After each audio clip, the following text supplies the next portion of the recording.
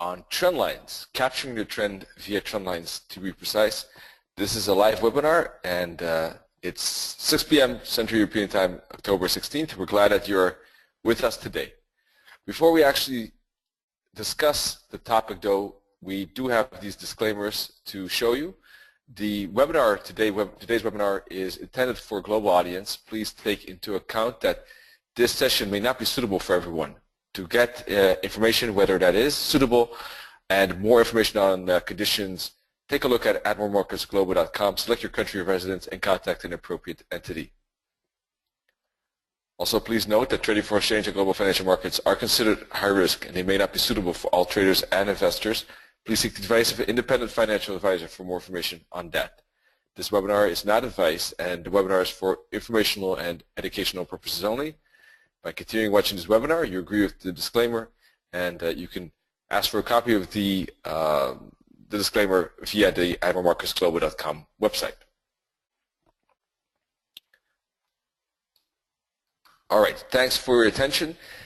So I will be presenting my thoughts first of all, and then Nenad will show his views later on in the second part of this webinar. Once again, hosted by Admiral Markets. Take a look at the great platform and spreads and customer service. And with that said, well, let's take a look at trendlines. Trendlines, I think, are a fascinating tool for using in trading. I'm a big fan of trendlines. I draw many trendlines often, and I think it almost comes natural to me. If I see a chart, it's really almost like second nature to me to just click on that draw button of the trendline button and then start drawing away as many as the eye can naturally and automatically see, almost, because to me, in the meantime, it has almost become indeed, or has become, a second nature in a way, almost like breathing is normal. When I see a chart, I just grab the trend lines immediately and draw the ones that I think have the most sense. But if you're starting out with trend lines, or maybe you've never drawn a trend line, or you've used it for a while, what things really could you use to get better, to increase the edge one can have with a trend line? Because of course a tool is a tool, and it's just a method of increasing either our analysis, our trading, our strategy, our understanding of the market, whatever it is. It's just a tool. But I do love the tool. Now, some are not big fans. I actually had a discussion with a trader who said that half politely that I'm old-fashioned, and that it's a stupid tool. And well, yeah, I can't really comment. I mean, maybe yes, maybe no. It's a tool that has been used for long. That is true. It is a tool that certainly hasn't been created and started last year. I mean, tens of years, decades, it's been used. I guess it all depends how you use it. I think that person was a bit dramatizing it, to be honest. But I think if you use it depends how you use it and how your psychology is. I mean, if you like trend lines, you're going to like it more to use it. If you don't like it that much, you could maybe use it less frequently, and for support and resistance, for trend, but not maybe for specific trade setups, for instance. So I would say the most important opinion, obviously, is yours. See what you like. Try it. If you don't like it, forget it.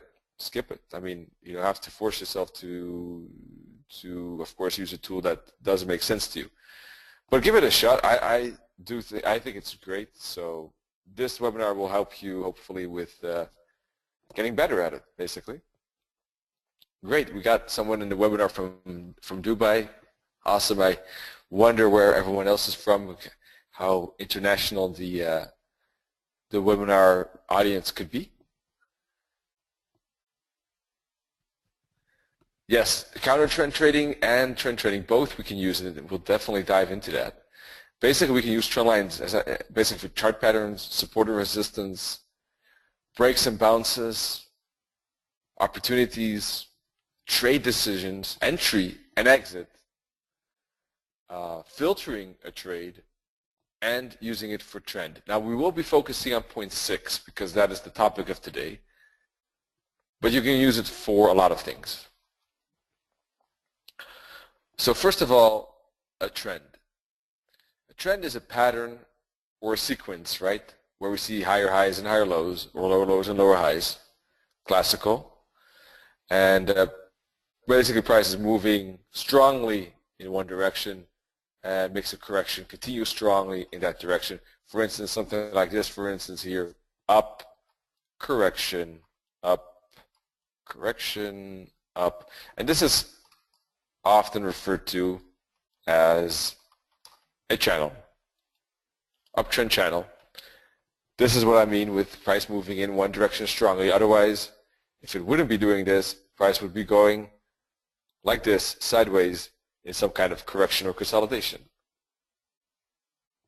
or range, or sideways move, or a lot of names, but you get what I mean. So that is trend. So trend lines basically help us with defining the trend. And how did I do that? Well, they connect the dots. They connect the tops and bottoms in most cases to show the direction of the market, just like what I did. But how can you basically distinguish good lines? What are good lines? Which lines do you want to keep on the chart? So these are a few things you want to keep in mind. I think there's 6. These are the first 3.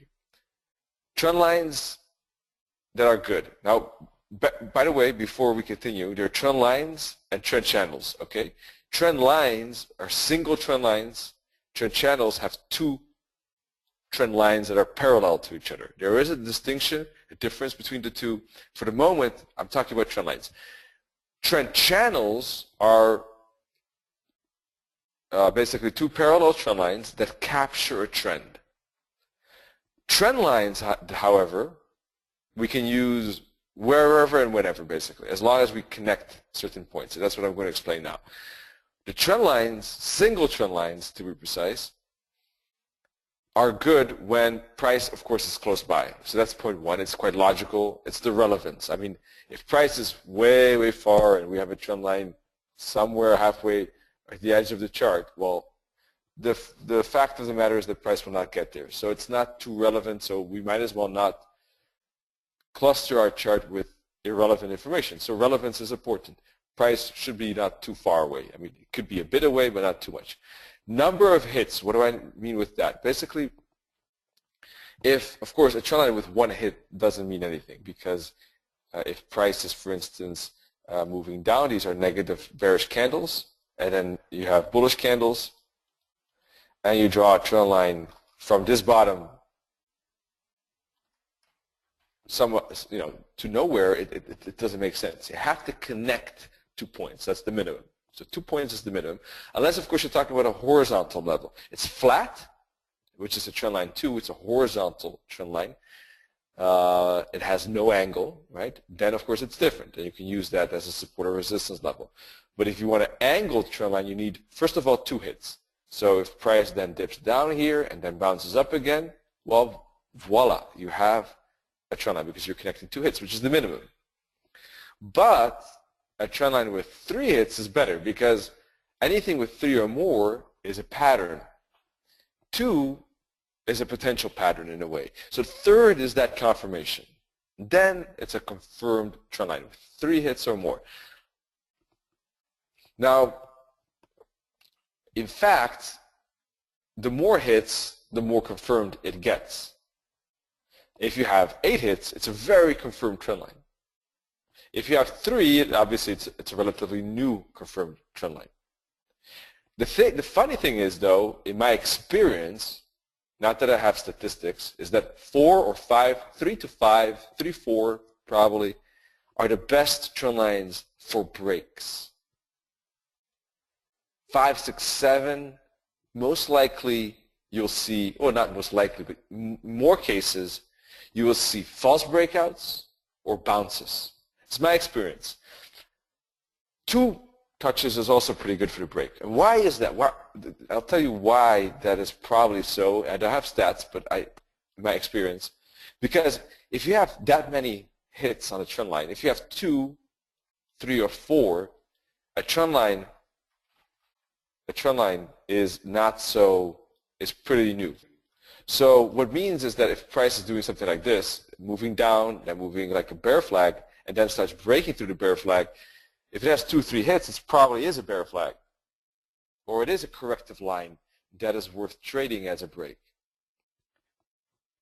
Not always, of course, but in a good number of cases. Whereas if you have a downside and price then starts to do this, and you have, I don't know, a lot of hits on that trend line. Well, it's not a bear flag anymore because price has already moved up a lot compared to the fall. And that many hits, well, maybe it's actually a channel. So that's why a break is becoming less interesting. And a bounce off the bottom of the trend line becomes more interesting. Just a rough global indication. Number of hits, very important. Then we have neatness. Neatness of the trend line, right? So let's take a look at, for instance, the euro-dollar here live chart, okay? Let me just quickly move it over.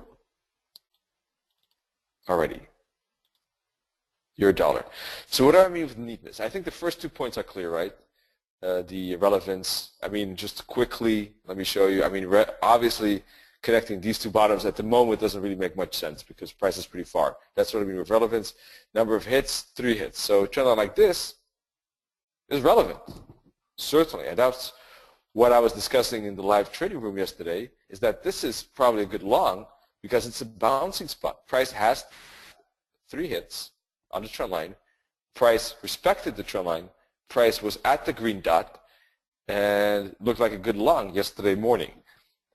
And it was cool, of course, to see it fly up that much. The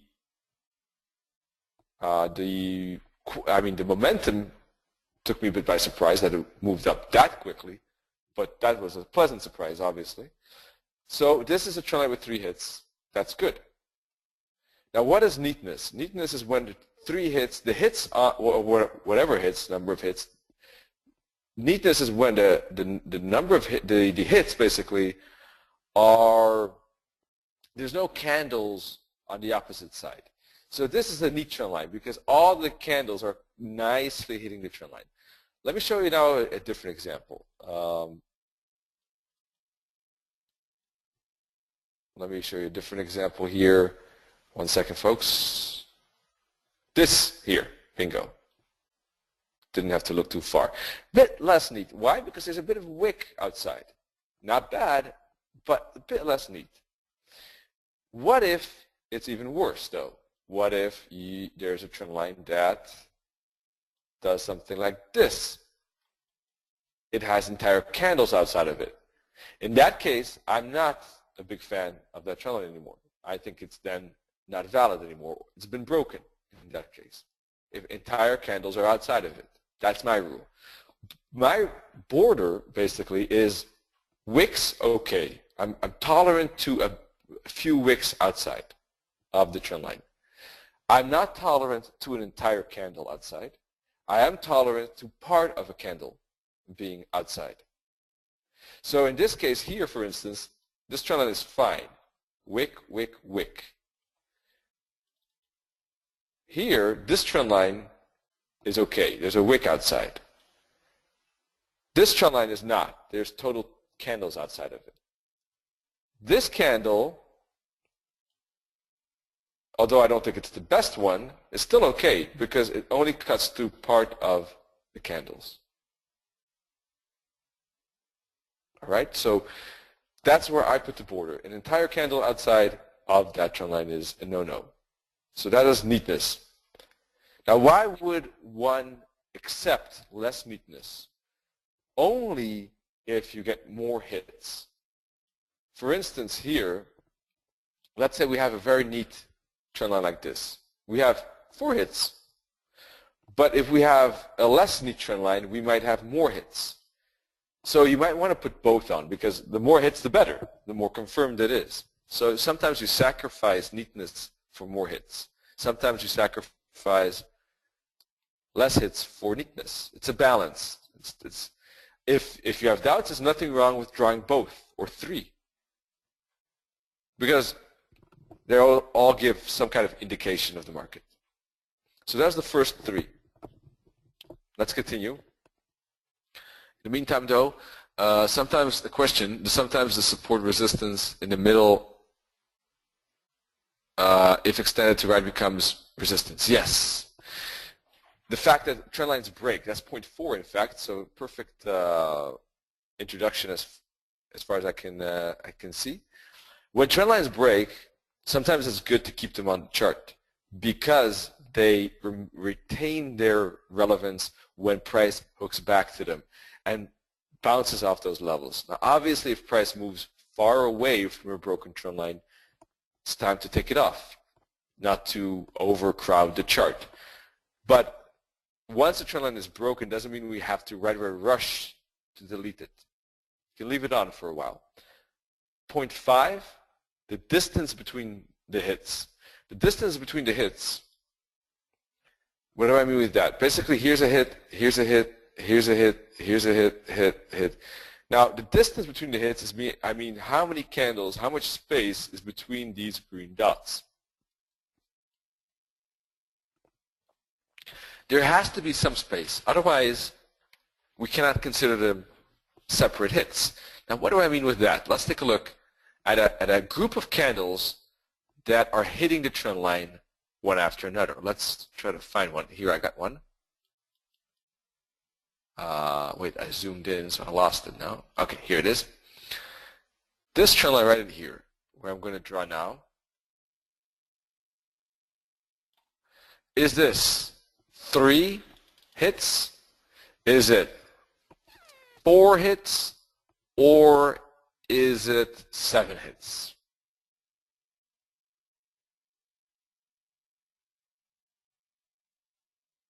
Six hits, sorry. So I guess I forget this quiz because you already probably know the answer. It's 3 hits, but why? Why is this trend line 3 hits? And the reason has to do, in my opinion at least, with space. This middle hit has 1, 2, 3, 4 candles right next to each other that are hitting that trend line. But there's no space between them.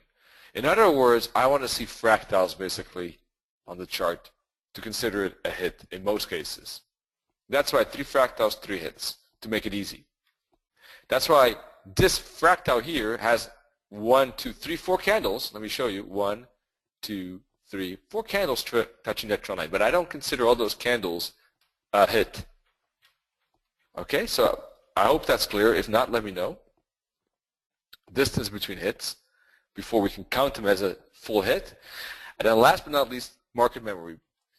Market memory is important because when we zoom in a lot like this or zoom out a lot like this, trend lines look different, the angles of trend line look different, the way we space price and the way we see it is different. So that is why having a good market memory is important. Now, what is the standard market memory that is used is, and there is a standard, is 150 to about 200 candles.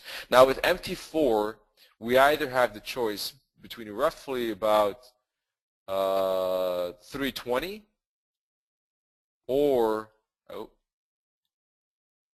160, if I remember correctly. 1 second.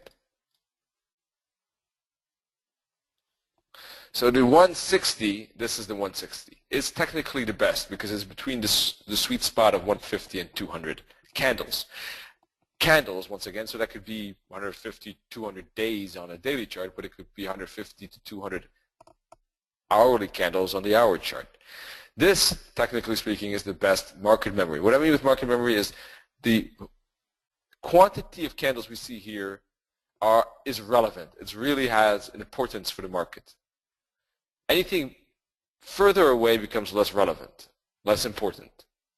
It's optimal. But to be very honest, I think this is zoomed in a bit sometimes more than I'd like to. I do use this one And you can draw, of course, the trend lines you draw on here are good because they're all 1 hour trend lines. Why are they 1 hour trend lines? Because every trend line we see here has bottoms and tops that are connected, and we see them on this chart. That's all of these two trend lines are 1 hour trend lines. I also use one higher, the 320. Although it's more than market memory, I like it because it just gives me a bit more view, an overview. So I like it. And then we see, of course, other trend lines that we didn't see when zoomed in, like this one and this one, two trend lines that were invisible when we were zoomed in. Now, if a trend line is not visible on that particular time frame, for instance, if we draw a trend line like this on the 4-hour chart, on the hourly, we only see part of that trend line, coming in here and exiting here. When we see a trend line that is not visible on that chart, and zoom out and then see that it's visible, or zoom even more out, it's a trend line. This is a 4-hour trend line. The one with the green circle is a 4-hour trend line because it's only partly visible on this time frame, not an hourly. So that's market memory, to give you an idea what the correct balance is when using trend lines. So what can we interpret from the trend line angle? Very clear statement is the fact that, of course, if there's no angle, it's horizontal. Very simple. If there's just the slightest angle above zero, it's bullish trend line. If there is slightly below zero and anything below zero, it is obviously a bearish trend line. This is crystal clear statements. No one can twist and deny this. When we dive into the angle of the trend line, however, we get into more of a grayish territory. Because what kind of angle is a trend line that is not too steep? What angle does a steep trend line have? What angle is, let's say, maybe the optimum? That, of course, is heavily dependent on how we measure it, how we either measure it or see it, and how we interpret it ourselves.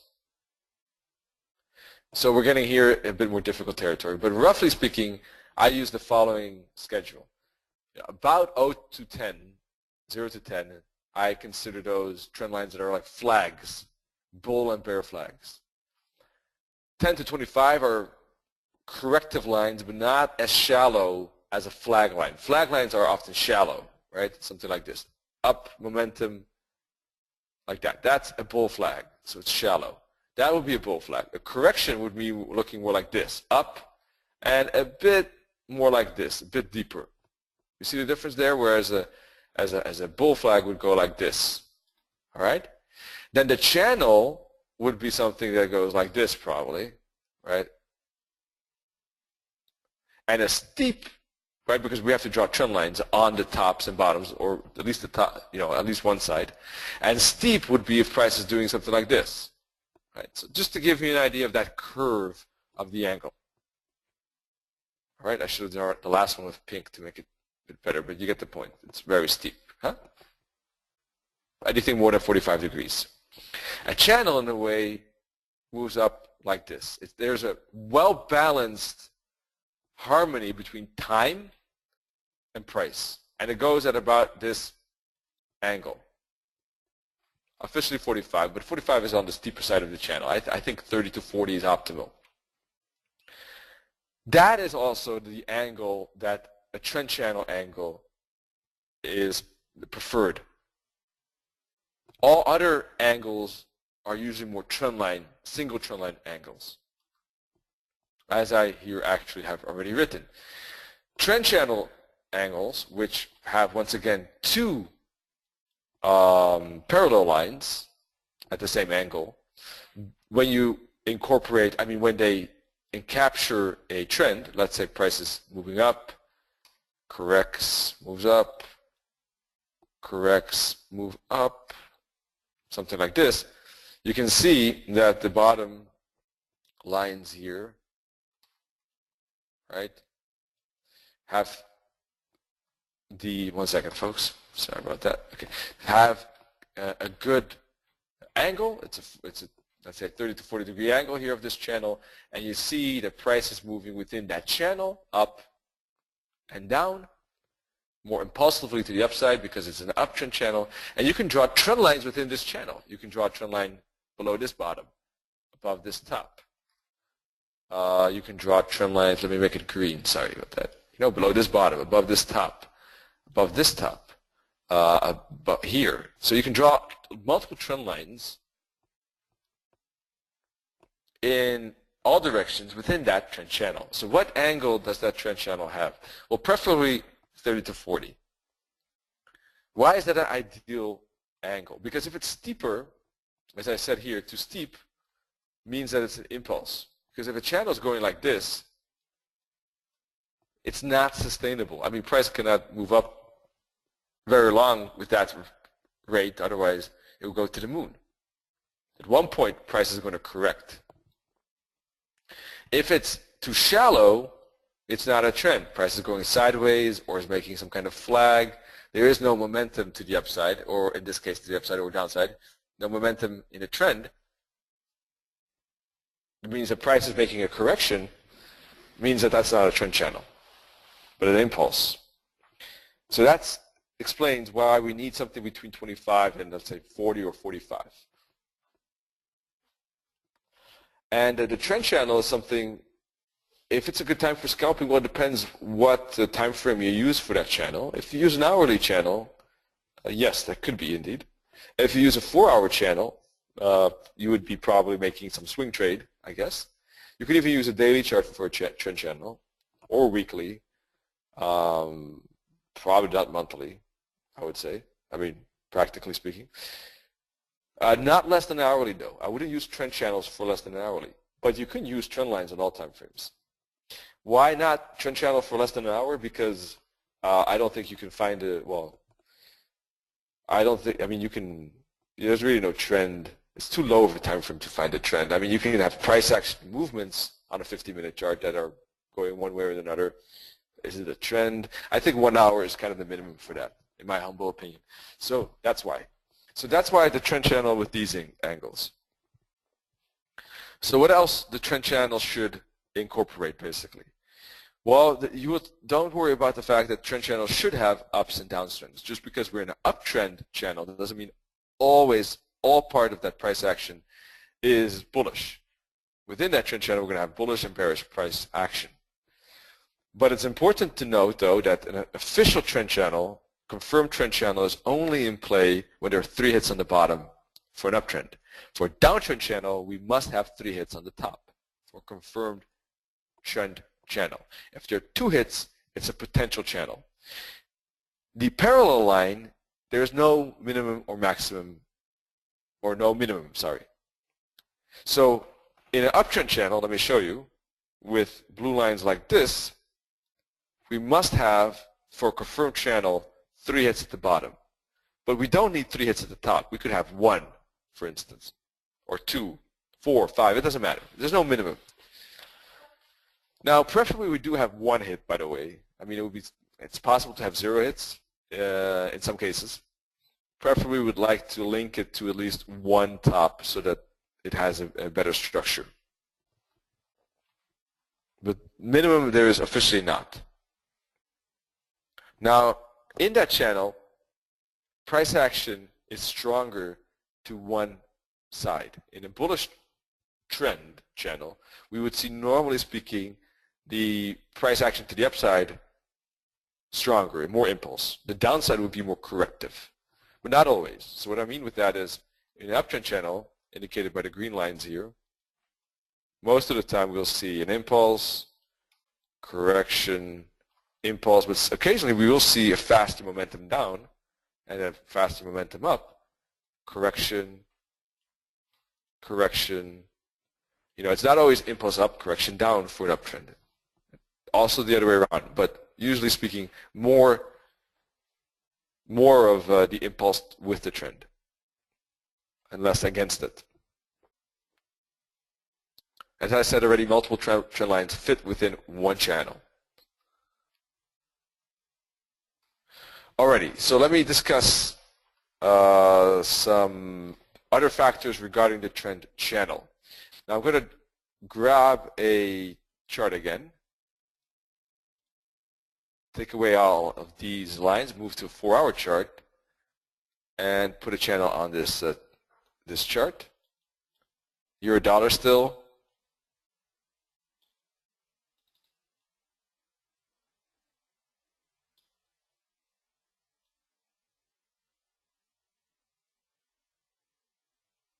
Let's put one like this for the moment.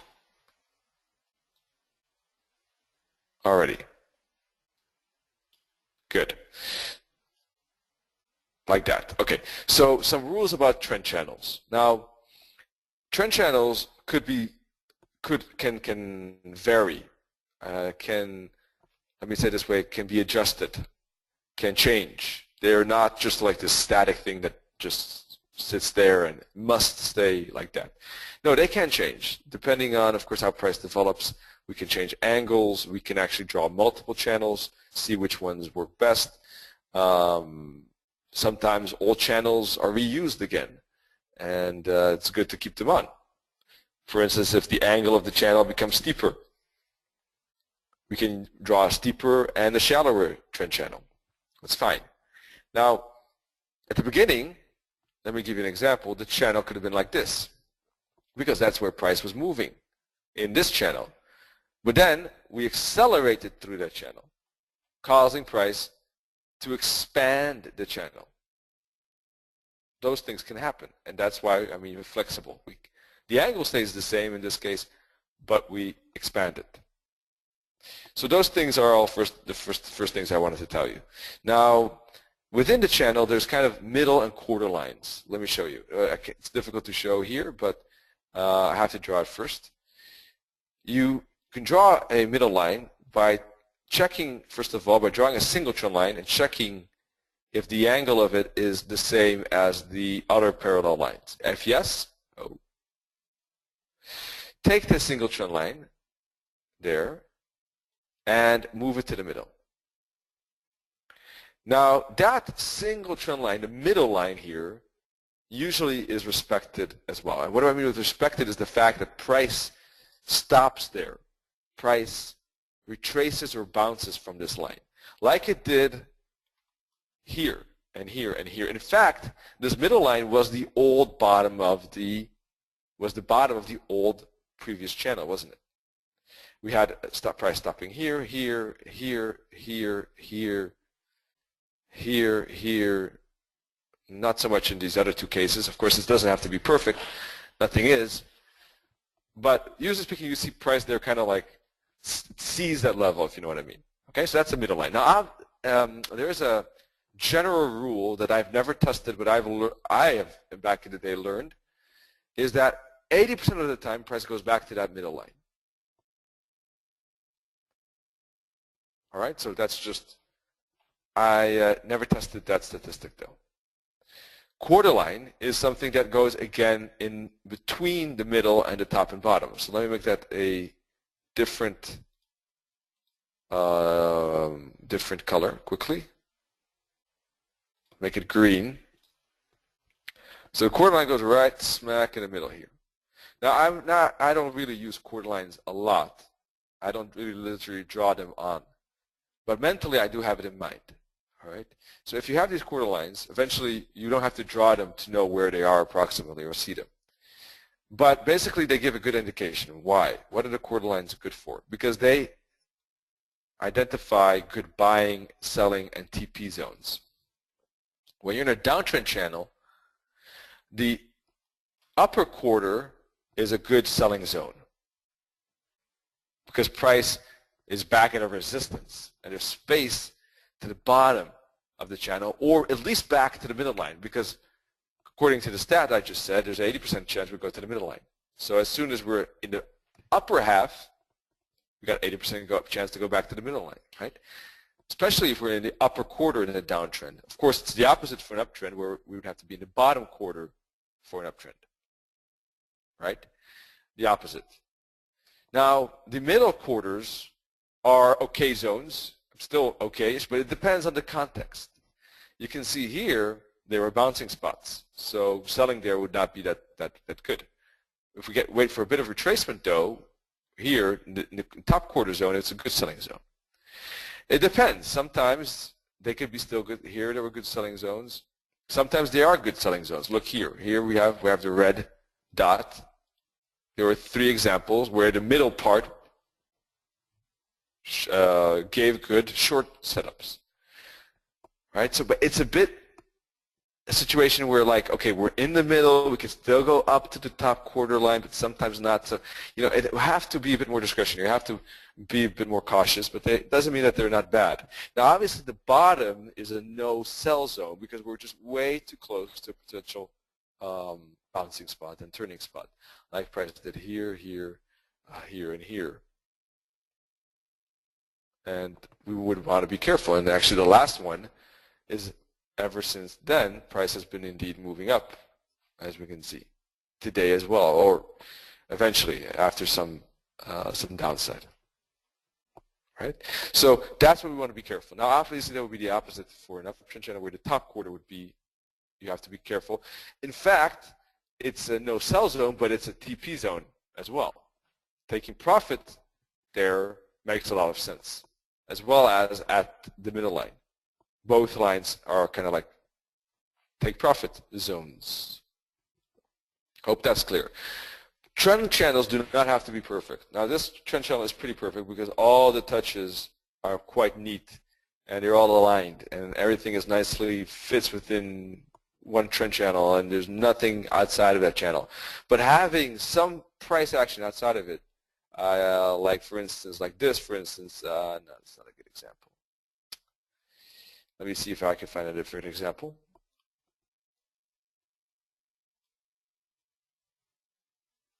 Something like this, maybe? I'm not opposed to it, to be honest.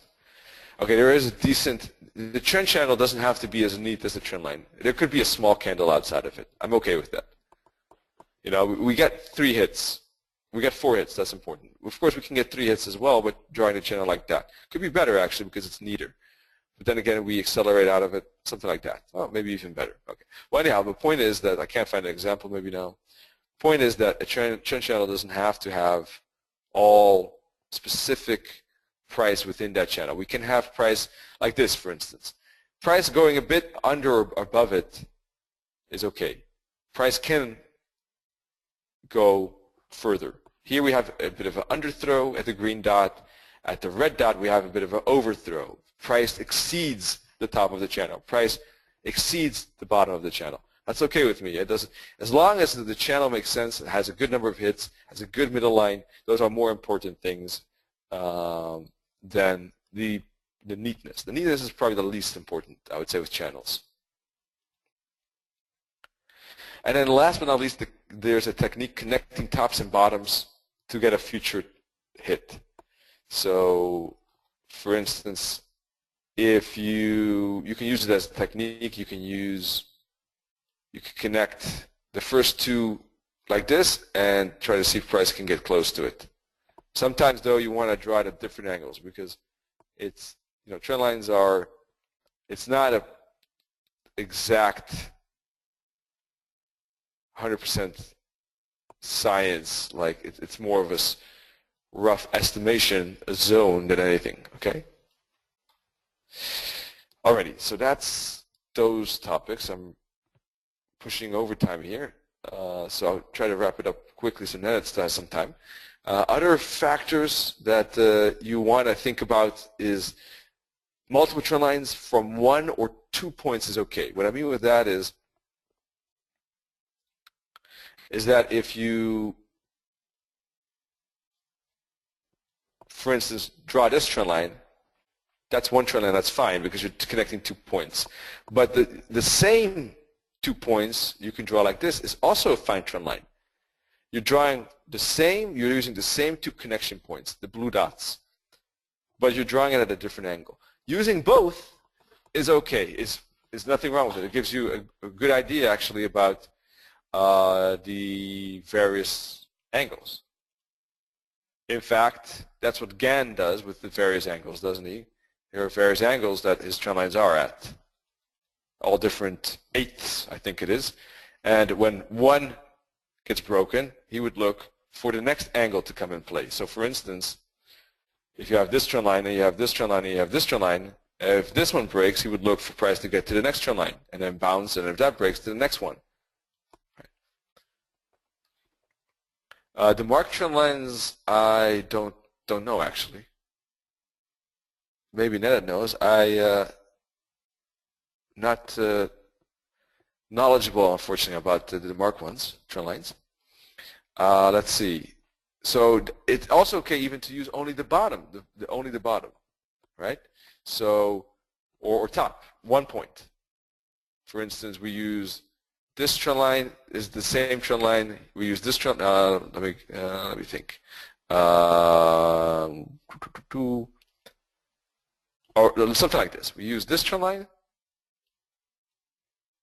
and we use this trend line. Both trend lines are fine, right? Although they wouldn't be used at the same time. But the point is that you can use just 1 point for multiple trend lines. That's okay. All angles of trend lines are okay. I mean, it doesn't matter if you draw like this, backwards, up, down, left, right, as long as that has relevance and meets the criteria. And if you're an uptrend, you don't have to always only draw downslope trend lines. You can draw upslope trend lines too. And trend lines are great for chart patterns, breaks, and bounces. That's basically what I wanted to say. So now I've reached the end finally, and I'll pass it on to Nenad. If you have any questions, let me know. Thanks, Chris. Thank you. Great presentation. So we will continue with my presentation. So Chris told you very important things about trend lines. I will be a little bit concise with trend lines and try to also simplify what was Chris saying about. So basically, first of all, we need to know what trend lines are. So trend lines are a visual representation of support and resistance in any given time frame. Trend lines exist in every single time frame, but not each trend line is important. A trend line is a line that is drawn over swing highs in downtrend or under swing lows in uptrend to show you the prevailing direction of the price. Trend line must have at least 2 touches to become valid. That is what we also know of. The more touches it has, the more valid the trend line is. The thing is about those touches, first 2 touches are most important, third touches is confirmation, but anything which is more than 5 or 6 touches can be danger to that trend line. So the thing is, when you see 10, let's say, touches of a trend line, you know when that trend line breaks, the more powerful the move after a trend line break will be.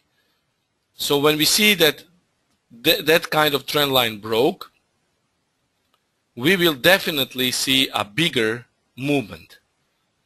Long trend lines are more important than short ones. That is also what we know of. Shallow trend lines are more reliable than steep trend lines, guys. That is what you also should know of. So the thing is, long trend lines are intra-week, intra-month, or intraday. They can be also long trend lines. Shallow are not so good because, steeper not so good because shallow are more reliable. Steep trend lines are just too steep and they cannot capture zigzag trend at its best. So we prefer to use those shallow trend lines. What sort of trend lines we use in trading? Now, we won't talk about Demark lines. I will explain later what Demark lines are, but instead of talking about Demark lines, we will talk about other things. So first of all, we use inner trend lines, and that is what I proprietary do with Camarilla Mac, the inner trend lines, then intraday trend lines, then intra-week trend lines, And finally, we use intra-month trend lines. Okay, so inner trend lines, intraday trend lines, intra-week trend lines, and intra-month trend lines. Intra-month trend lines are usually longer intra-week trend lines. So intra-month, usually intra-month trend lines have intra-week trend lines, but with a little bit longer ray. We say raying out. When we draw a trend line, we say raying out. Usually the trend line is drawn like this. And when you see that that trend line is protruding to the downside, we say that it's a rayed trend line. So, sorry, my throat is a little bit sore. First of all, we will mention inner trend lines. So these are inner trend lines. And when you look at inner trend line, you will notice that this inner trend line in this picture has already been broken. So that is why I occasionally use in analysis inner trend lines. So when I put inner trend line, that trend line is broken. I made the analysis at this point. So we can see that this trend line has already been broken. The trend line which has been broken but is very important, it's called inner trend line. So that is a form of trend line which has been broken, but it's also very important because it acts as a confluence point between price action factors. Camarilla indicator, L4 level, inner trend line, and previous breakout. So we can say inner trend lines are used in a confluence. So we have nice touches here, 1, 2, 3, 4, but let's say this is one touch, this is the second touch, this is third touch, and so on. So we can see that this trend line here is inner trend line because it was broken and retested at this point here. At this point, it was broken and retested. Okay? So one touch, second touch, third touch, fourth touch, and at this point, you can see breakout, retest. Then then we cannot say that this is trend line, trend line, because obviously it was broken.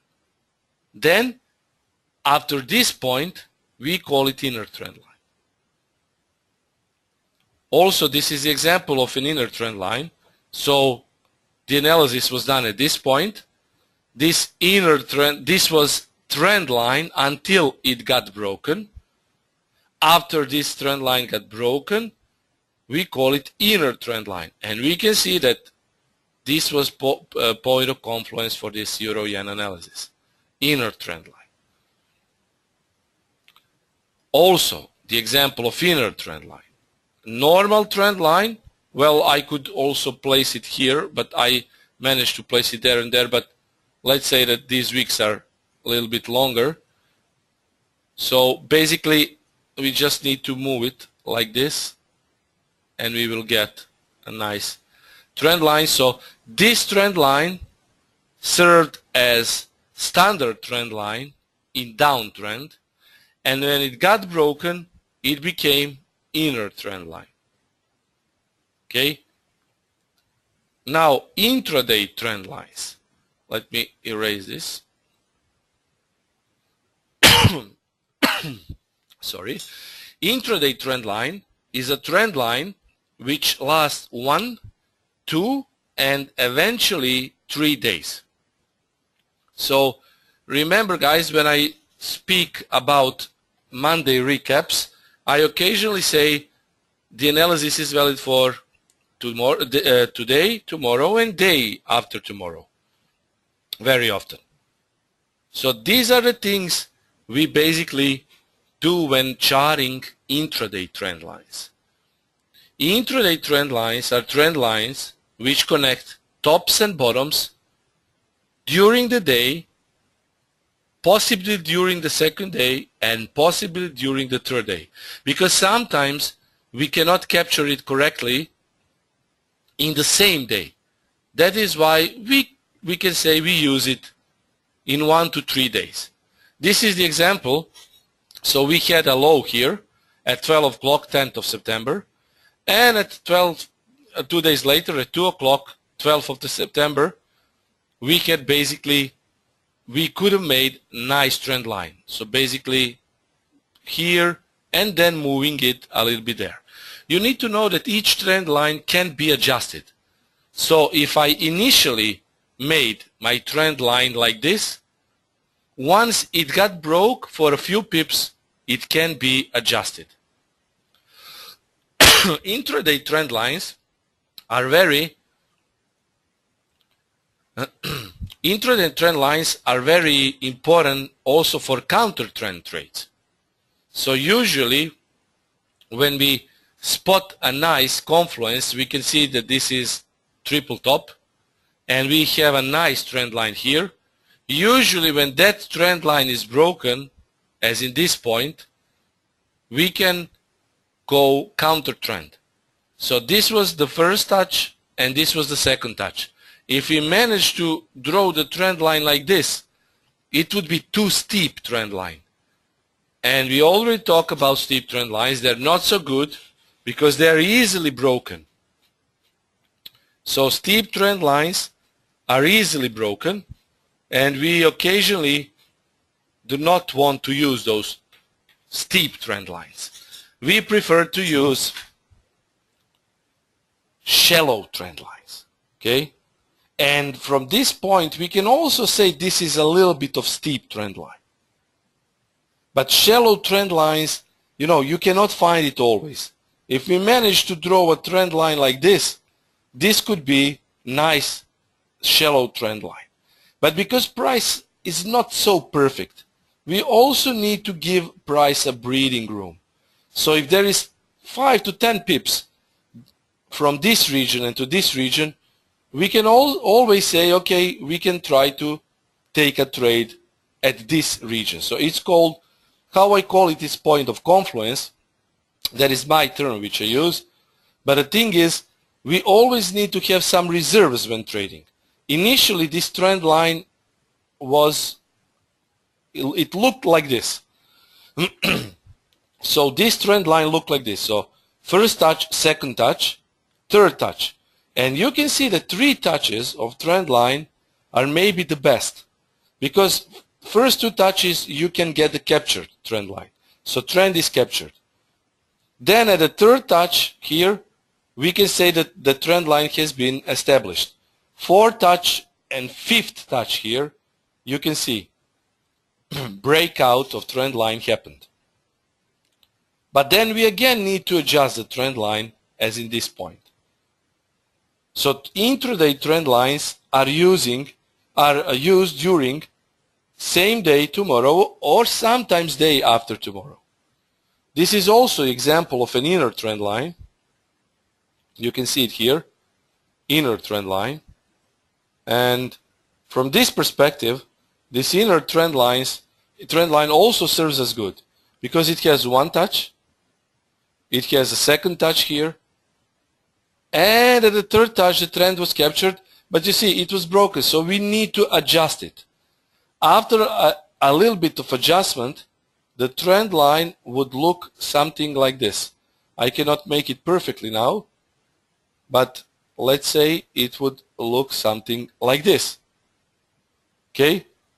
So, first touch, second touch, trend was captured, and at the third touch, we needed to adjust, not at the third, at the 4th touch, we needed to adjust the trend line. But it's the same trend line. It's just a little bit adjusted to the upside because of price action. Okay? But it's easy to find those trend lines.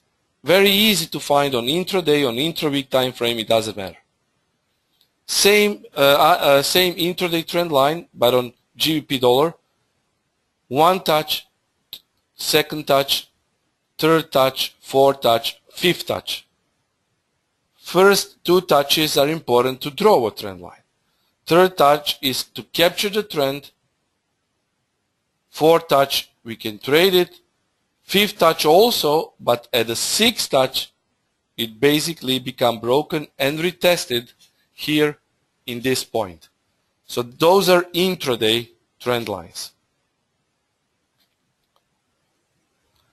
Intraday trend line can be valid for 3 days. They are usually plotted on M15 or 1 hour. They mark important support and resistance levels, and it's best when they are in confluence with other price action factors. Now, intra-week trend lines. Intra-week trend lines are longer-term trend lines, longer-term considering intraday trading. So when we trade intraday, we usually draw intra-week trend lines in the context of important support and resistance levels. Intra-week trend lines are usually drawn within 7 to 28 days prior to our trading. So if we started to trade here at this point, we can see that this trend line started to be drawn on 3rd October, and then it protruded, it was rayed out till 14th of October. So it's 11 days of a trend. So we have one touch, second touch. So we have trend captured. Third, we have the trend established or captured. Third touch is very important because you can make your entry at the third touch. And at the fourth touch again. Fifth touch again, but at the sixth touch it was broken. Yeah, it was basically fake breakout, but it was broken at this point. But the intra-week trend lines, you can see they can last for longer. Even if you draw it on 1 hour time frame, they can last for a month. So we also call intra-month trend lines as intra-week trend lines. So it's basically the same. Intra-month trend lines or intra-week trend lines. If trend line is let's say 3 or 4 weeks old, we can say it's intra-month, but it's in its core sense, it's intra-week trend line. Also, the example of the analysis today, we can see that we also have a trend line here. 1 touch, 2 touches, 3 touches, 4 touch, and you can see how it held the trend. So in the context of intraday analysis, I use congestion breakout trend line to effectively draw an intra-week trend line. 3rd of October, 15th of October, 12 days. So we cannot say it's intraday trend line, it's intra-week trend line because it lasts for 12 days. Intra-week trend lines hold the trend during the week. We take 7 to 28 days long trend line as intra-week trend line. Those are very strong support and resistance levels, and it's easy to draw it on 1 hour time frame. It's easy to draw it. Okay? So how to capture the trend? First of all, we have ascending trend line, which is drawn in uptrend. Okay? This is ascending trend line. Then we have descending trend line, which is drawn in downtrend. Descending trend line. Steep trend lines look like this. Shallow trend lines look like this. And trend line bounces. These are all trend line bounces. We need to take this into a context of drawing a trend line. So-called trend line bounces. Okay? Okay? So, to capture the trend line needs at least 2 points. Those 2 points are simple swings. It's much better for the trend line not to be too steep, because if the trend line is too steep, it can easily be broken. Okay? So we don't draw steep trend lines.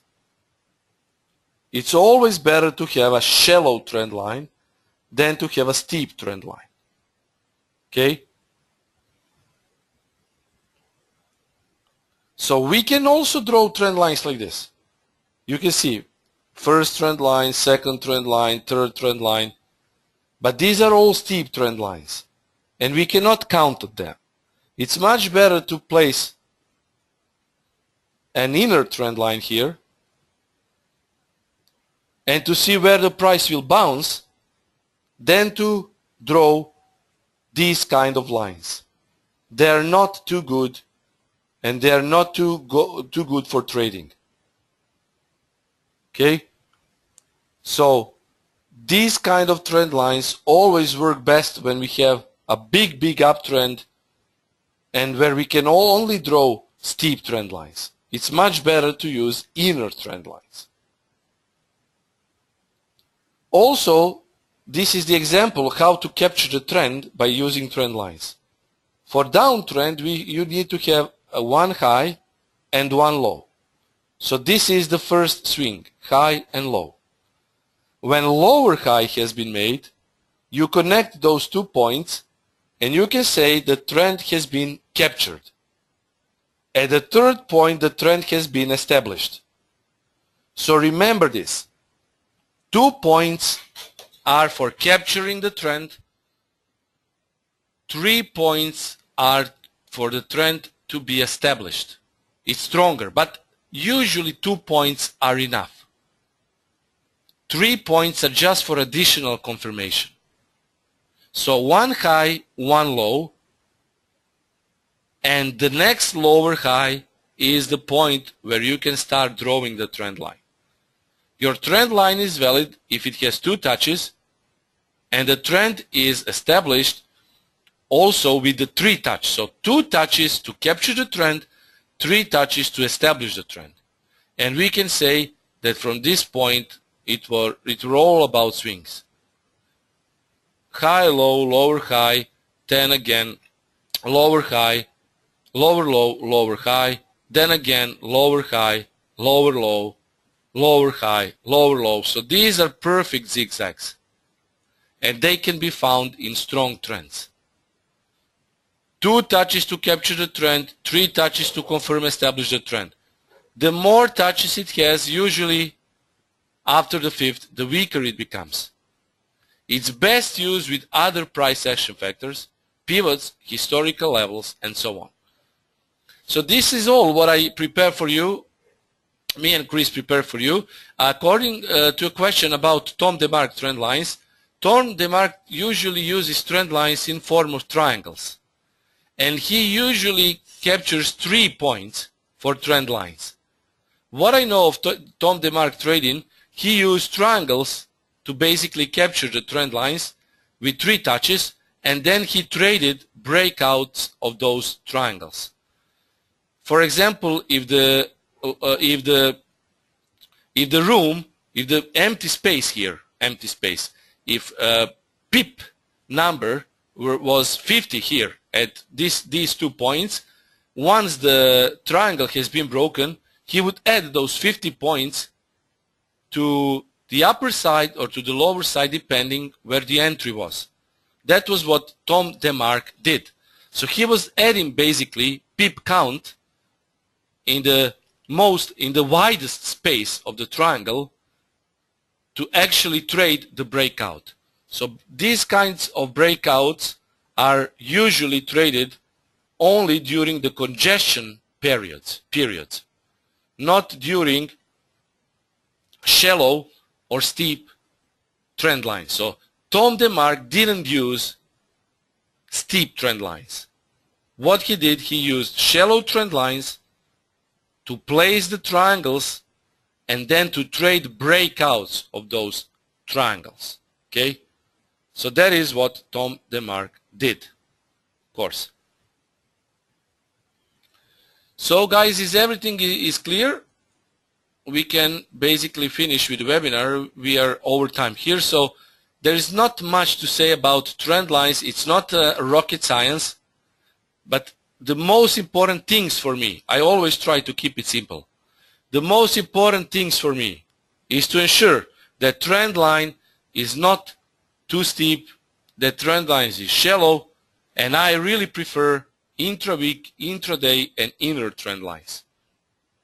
How to escape fake breakout of trend lines. The only thing how to escape fake breakouts of trend lines is this. You see, let's say, for example, a trend line which is ascending and which basically marks uptrend. Once the price breaks through this trend line, the only thing you can protect yourself is after this. Breakout, pull back, and below this point there is continuation. So BPC is for escaping fake breakouts. But as I already told you, breakout, pullback, continuation will usually give you 5 to 10 pips initially. And then you need to use trailing stop because even if you use breakout, pullback, continuation, it can reverse and stop you out. Sometimes it's also enough to use a simple retest. So once trend line gets broken, you can short it on next retest. But there is no 100% safe way to escape fake breakouts of trend lines. The most important point for you to know is use your stop loss. If you use your stop loss, you will also escape margin call. So use your stop loss. And that way you will ensure that you will be escaping not only fake breakouts, but also it will save your account. Pullback retest happens in at least 2 time frames. How to save my trade? If you trade one single time frame, that is the time frame you are looking at the price. So if this time frame is 1 hour, I will keep this to 1 hour time frame because I see that this trend line is basically 1 hour trend line. So I will definitely use only one single time frame to actually go with trend line trading. Only one single time frame. And I will definitely not use other time frames because I have captured this trend line on a 1 hour time frame, not on 4 hour time frame. I usually don't trade just trend lines, okay? I usually trade confluence points. So the thing is, when I spot a trend line, I draw it and I trade it only with confluence points, not just simple retests and breakouts, because usually those kind of things are not good enough, okay? They're just not good enough to be traded solely as that.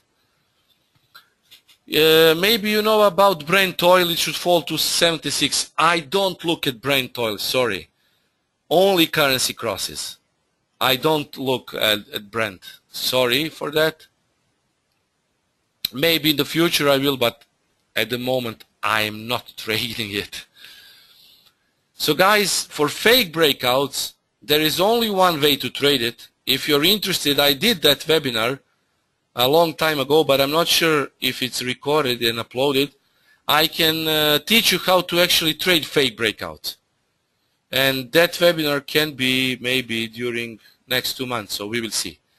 But at the moment, use trend lines as me and Chris described, and try to place trend lines always with confluence. I will write it down, so I will use again how to trade fake outs. We'll show you how to do that. So thank you guys for attending. Thank you for listening. I will talk to you very, very soon.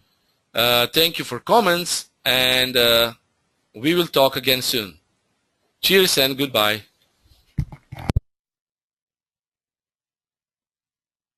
Yep, cheers everyone. See you next week in the new webinars. Cheers.